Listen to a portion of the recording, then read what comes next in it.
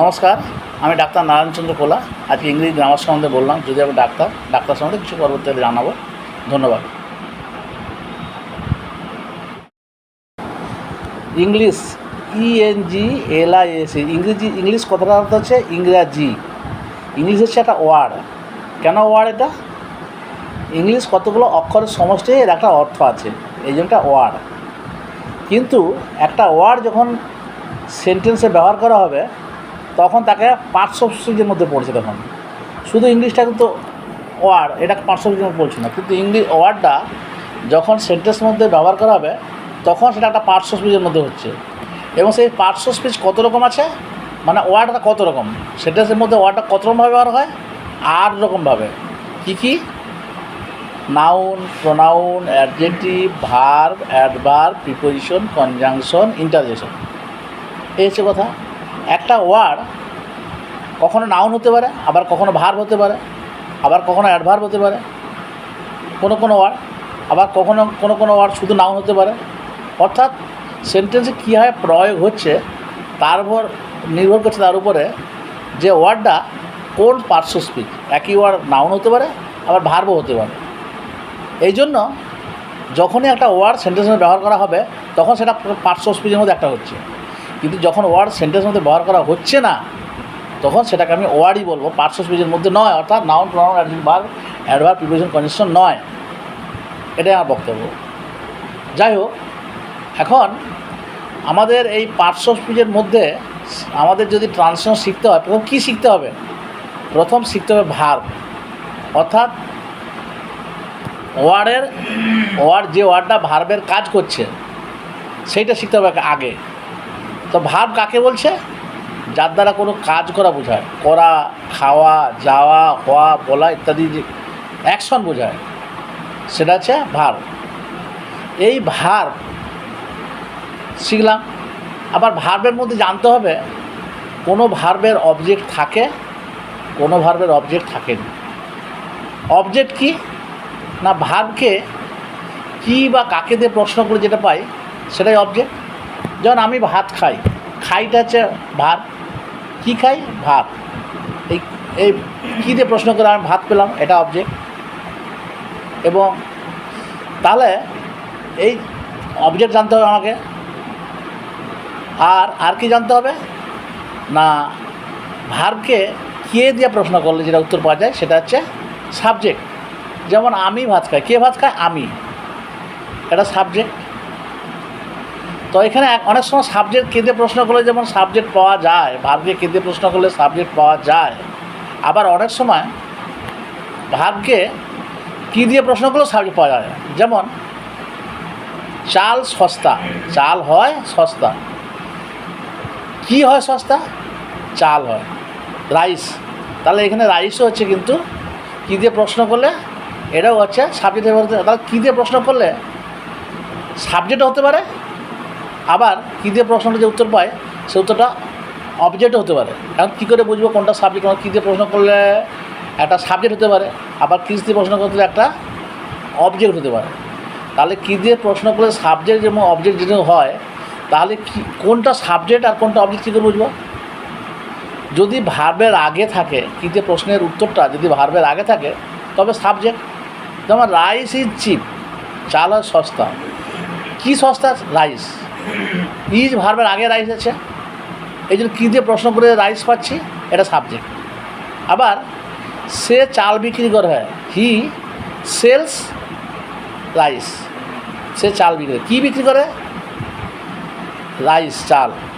Sales ভার্বের পরে পাচ্ছি রাইস, তাহলে এখানে কিন্তু রাইস কিন্তু অবজেক্ট। দেখুন রাইস, তাহলে কোথাও কী দিয়ে প্রশ্ন করে রাইস পাওয়া যাচ্ছে, তো রাইসটা সাবজেক্ট হচ্ছে একবার যখন রাইসটা ভার্বের আগে বসছে, প্রথমে বসছে। আবার রাইসটা অবজেক্ট হচ্ছে কখন?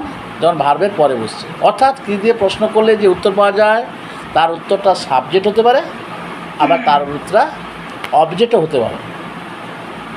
তাহলে আমরা সাবজেক্ট চিনলাম, অবজেক্ট চিনলাম, আর কি চিনলাম না সাবজেক্ট অবজেক্ট কী করে চিনলাম না ভার্বকে প্রশ্ন করে। কাজেই প্রথম আমাদের শিখতে হচ্ছে ভার্ব।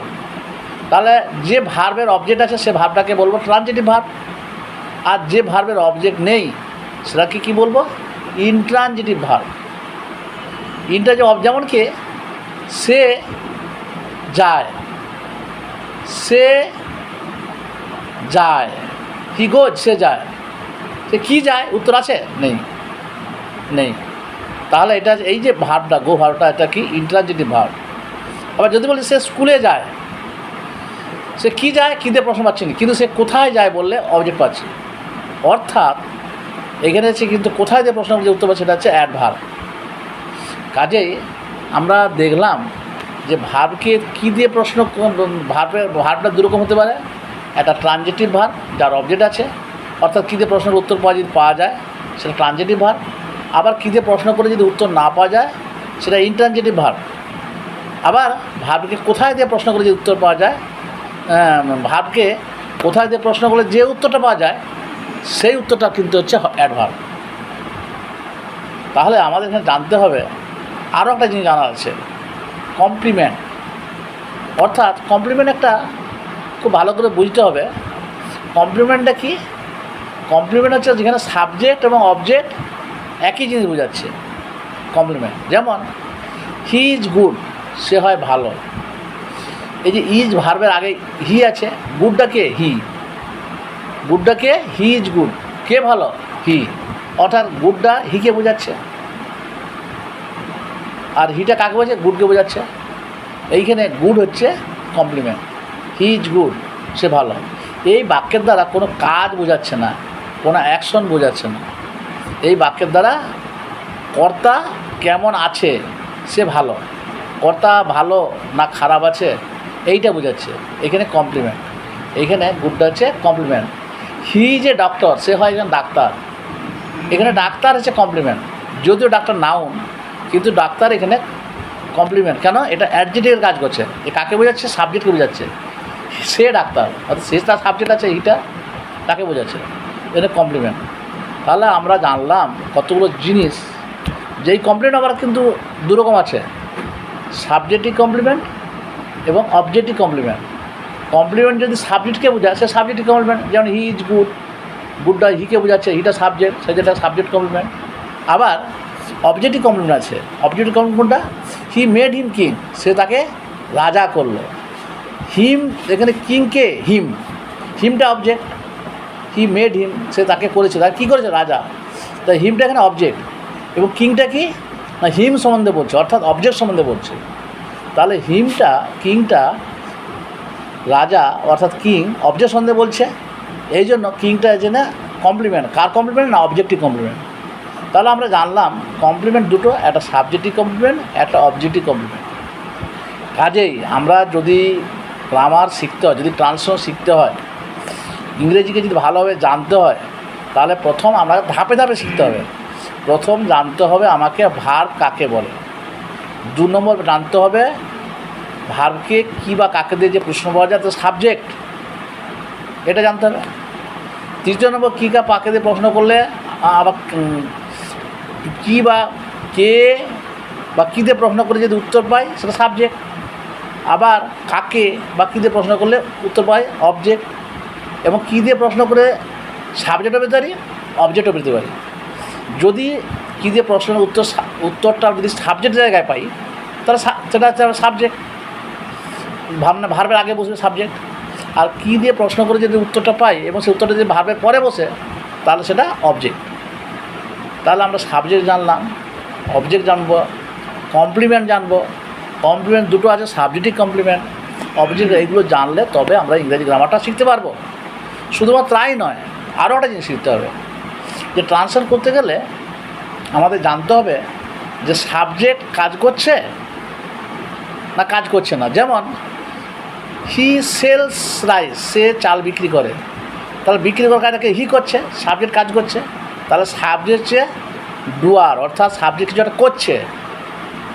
তাহলে এইটা হচ্ছে কিন্তু অ্যাক্টিভ ভয়েস। অ্যাক্টিভ ভয়েস কোনটা? না যখন সাবজেক্ট নিজে কিছু করে, সাবজেক্ট যখন করছে কিছু মানে অ্যাকশন করছে, সেটা ডুয়ার, সেটা অ্যাক্টিভ ভয়েস। আবার যদি বলা হয় চাল বিক্রি হয়, রাইস ইজ সোল্ড, চাল বিক্রি হয়, এখানে সাবজেক্ট কিন্তু কোনো কাজ করছে না। চাল কি, রাইস কি নিজে নিজে বিক্রি হবে? রাইস তো নিজে নিজে বিক্রি করে, কারো দ্বারা বিক্রি হয়। তাহলে রাইস হচ্ছে ডুয়ার নয়, রাইস এখানে ইনঅ্যাক্টিভ, অর্থাৎ এটা তখন প্যাসিভ ভয়েস। তাহলে আমাদের ট্রান্সলেট করতে গেলে অ্যাক্টিভ ভয়েস জানতে হবে এবং প্যাসিভ ভয়েস জানতে হবে।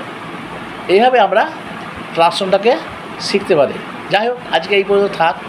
পরবর্তী এতে আমরা পরবর্তী জিনিস আলোচনা করব। ধন্যবাদ।